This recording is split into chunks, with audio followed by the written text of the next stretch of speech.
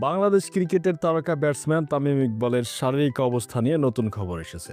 Angiogram করার পর তার হার্টে ব্লক ধরা পড়ে এবং চিকিৎসকরা তাকে দ্রুত রিং পরানোর সিদ্ধান্ত নেন। এখন তিনি কেমন আছেন বিস্তারিত জানতে সঙ্গেই থাকুন। বিপিএল এর ম্যাচের সময় হঠাৎ বুকে ব্যথা অনুভব করেন তামিম ইকবাল। এরপর দ্রুত তাকে সাভারের ফজিলাতুন্নেসা হাসপাতালে নেওয়া হয় এবং চিকিৎসকরা তার এনজিওগ্রাম করার সিদ্ধান্ত নেন। পরীক্ষার পর দেখা যায় তার হার্টে একটি ব্লক রয়েছে। চিকিৎসকদের পরামর্শ অনুযায়ী দ্রুতই তার হার্টে রিং পরানো হয়। এই মুহূর্তে হাসপাতালে তামিম ইকবালের চিকিৎসা চলছে। চিকিৎসকরা জানিয়েছেন সফলভাবে রিং পরানোর পর তিনি এখন পর্যবেক্ষণে আছেন এবং তার শারীরিক অবস্থা স্থিতিশীল, তবে তাকে কিছুদিন বিশ্রামে থাকতে হবে।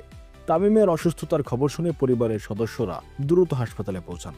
তার স্ত্রী, বড় ভাই নাফিস ইকবাল এবং চাচা আকরাম খান হাসপাতালেই আছেন এবং চিকিৎসকদের কাছ থেকে নিয়মিত আপডেট নিচ্ছেন। এদিকে বিসিবির পক্ষ থেকে জানানো হয়েছে তামিমের সুস্থতার জন্য তাকে প্রয়োজনীয় সব সহায়তা দেওয়া হবে। বাংলাদেশ ক্রিকেটের অন্যতম সেরা ওপেনারের এমন অসুস্থতা ভক্তদের মধ্যে উদ্বেগ তৈরি করেছে। সবাই এখন প্রার্থনা করছেন তামিম যেন দ্রুত সুস্থ হয়ে আবার মাঠে ফিরেন। তার স্বাস্থ্যের আরও আপডেটের জন্য আমাদের সঙ্গেই থাকুন।